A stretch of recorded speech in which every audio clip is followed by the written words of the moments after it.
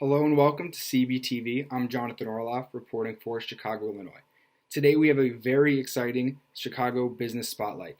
I interviewed Matt's Construction and I got an opportunity to talk about their business. So here it is. Hello and welcome back to this Chicago business spotlight interview. Today I'm here with Matt's Construction and they're going to be telling us about what they do and how they run their business. So hello, do you want to introduce yourself and then give a little background information on Matt's Construction? Yeah, so my name is Matt. I was just the Matt Construction. There's also my partner, so it's two of us that have the company.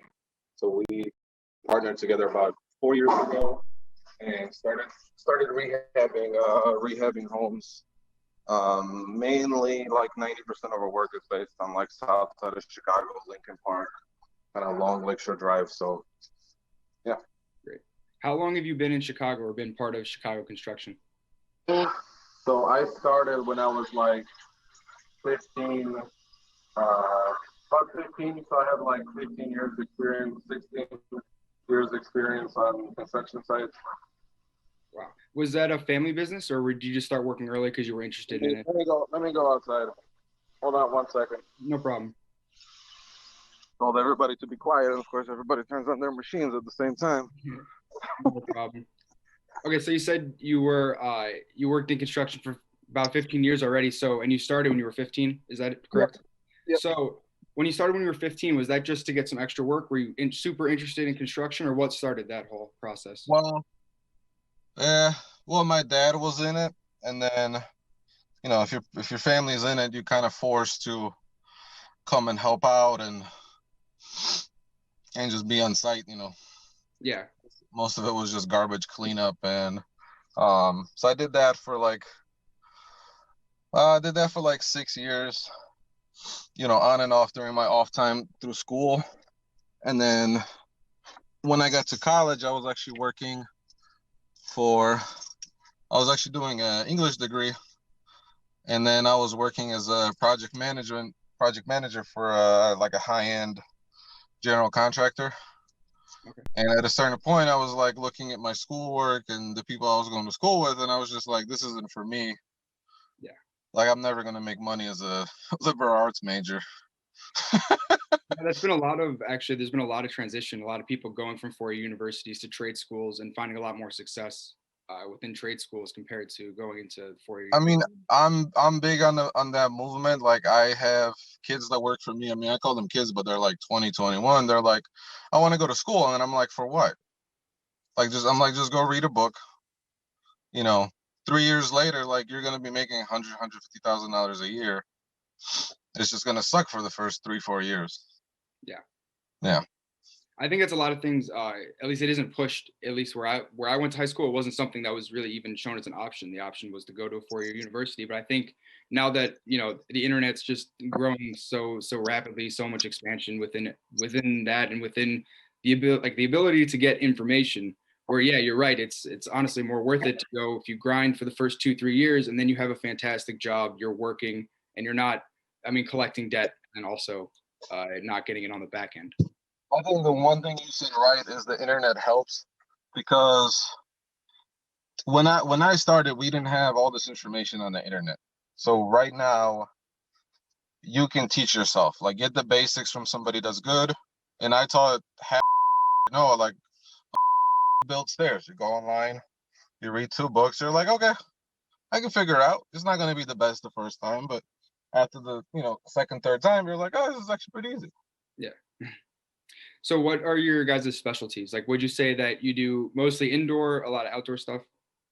So it's 90% of it is indoor. Obviously, if we take on an entire building, then that includes roofing and outside, but obviously we sub that out. It's not, we can't, we only have 2 hands. Our main special thing would be kitchens and bathrooms. I personally worked for like a high-end cabinet maker. So we used to build custom cabinets, everything like that. So I worked for that for like 4 years. So it helps where we can come into a kitchen and say, hey, let's buy these stock cabinets here, and then we'll add a little bit of flair to it, make it a little bit nicer. And like, you have a $20,000 kitchen or $30,000 kitchen for 10. Yeah. So Wow. we try to help our clients where like the look of it is like, and having done the custom is like, there's nothing special about them. It's the same in the stock cabinet. And people are just like, oh, this is custom. Like, this is the same. Yeah. So I mean, would you say so? It's allowing it to like have trying to think of how to word this correctly, but would you say that being able to do this definitely saves your cut like that saves the clients on the back end, and then how often do you see that savings come around? Every kitchen. We don't even push, even like if we work like Lincoln Park and some of the more expensive neighborhoods, I always push the stock cabinets. Mhm. It's because having seen them build custom is garbage. Like you're paying $30,000 for the same for 10, or you can get for 8. Mhm. It's not worth the money. Not if you're doing, if you want to do like a stain grade or something like that, yeah, you're gonna have to go custom, and we do a lot of that as well. Or if it's a small kitchen, it kind of makes sense. You can get kind of bang for your buck on a smaller kitchen. Okay. So where have you done some of the so you said a lot of your work's done on the south side. So in particular, are there any buildings that we would be passing and then say, oh, that's Matt's Construction who did that? Or are there any like projects you're particularly proud of that you wanted people to know you did that and you So if you drive down like King Drive from like 22nd to 47th, 50th, we've done like 6 or 7 homes on that street. Right now, we're also working on a larger commercial building. It's a 30 unit building that we're working on. So my partner the other Matt is an electrical engineer, so he kind of like takes lead on the bigger projects, and I'm running like the smaller projects. great, great. So wait, so he's doing mostly electrical. Do you so you guys do your No, own no, work? no, no, no. So we still sub out all electric. He's an Okay, electrical engineer, but we're still both general contractors. okay, great. So what are the most recent projects you guys have been working on? Well, I mean, the one I'm on right now. So Yeah. we're doing a kitchen. We're doing 3 bathrooms. This one we're mostly doing trim and paint. Somebody brought us in at the end, so we also do a lot of that. Do Yeah. you, So I mean, do we you have like. enjoy doing the actual like construction part, or is painting just because it's a little bit of quicker job preference for you? Or do you enjoy getting in there, getting your hands dirty? Can you repeat? Yeah. So do you prefer like the quicker jobs where you can just do it and then you're able to look on the next thing, or do you like getting your hands dirty and really getting into the projects and starting from step zero to finish? So a lot of the time, we do our own carpentry. We sub out painting and everything else, but I've been a carpenter for about 10 years. Okay. So most of the carpentry work is done by me. It's done by my carpenter. We don't really sub that out. We keep all that in house. Great. Um, even like we framed entire homes by ourselves. It all depends. If you have too much work going on, you have to sub out. Yeah. Like you have to make less amount of money, but you have to get out of these jobs, and sometimes that's unavoidable. Mhm, definitely. So I saw that you guys have the Instagram page, which is I saw over the past couple of weeks gaining a pretty large following. At least there, you guys are up to almost 800 followers now, or more than. Yeah, apparently. Yeah, so that's really great. So now that I've seen you guys just go from when we first got in contact, or at least I first tried to reach out. It was a I bit of a thought you slower were a pace. scam. Yeah, we're growing. We're growing. We're early stages and we're growing. But Okay. it's great that you guys reach back out to me. And I just saw, at least from the time when I first reached out till now, you guys have grown almost doubled your follower count at least. And so I was going to Yeah. ask you, where have you found success in that? Is it posting more regularly? Is it because there are a lot of construction companies that sit with like 30, 40, 50 followers. And now that you're gaining a following, how have you seen that come faster? So what helped is like we've done 2 clients. Well, one client we did that had almost 30,000 followers. Every time she posted, we gain 50 to 100 followers. This one right now, it's kind of the same thing. Is um he's got like 11,000 followers. So the minute he tags us in the post, it's like all these people just come out of the woodwork and they're like, "Oh, I love your work! Like this is amazing." But the one thing that took me 3 years to figure out and get on board with is actually like hashtags. Yeah. I thought it was like, oh, this is just stupid. Like, why are people doing these hashtags? You have to do the hashtags. Like, I was taking too many photos. So the most amount of likes I got is like, just do the after and before, and that's it. You're done. Next post. And you hit those hashtags, and you're hitting that quota where you're able to get like 60 to 80 likes. Versus if you do too many photos, people get like turned off on it.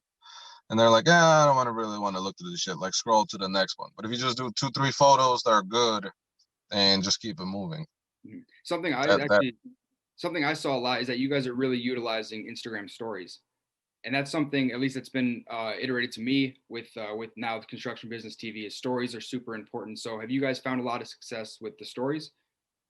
yeah. So the stories are good, I think, because it makes your clients think that you're a real person. Mhm. You know, that you're not just like, okay, you put this contractor on a pedestal. 20 years ago, you put the contractor was the top of the thing. Like, you couldn't really like hang out with him. You couldn't have a beer with him. And now it's like you look at the stories, like, okay, you post your like, hey, we up, like this looks like this, we're gonna fix it. But that engages the community more than like just people scrolling through the thing because that just get lost. Definitely. So how often would you find yourself in that kind of situation where you're, because a lot of people would say you don't want to post those like those messed up situations or something that you don't do particularly well on, but you're saying to like utilize that and to almost use it as another post, right? So you're Yeah, saying, I mean that was a big movement. Like, I think 6 months ago, was everybody was posting their mistakes, mhm, and I think that's a good thing because it's like we even when we hire people, they're like, "Oh my God, I'm amazing! Like, I've been doing this for 3 years, 4 years." They get to the job site, I'm like, "You don't know anything." Like, just mhm, people have to humble themselves and be like, "I really don't know how to do this, but we can figure it out. If we fuck up, we'll fix it." definitely. Great. Okay, so I got one more question before you can get you to like plug all your stuff. It's a little more of a fun question. Where do you think the best pizza in Chicago is? Oh God, Costco.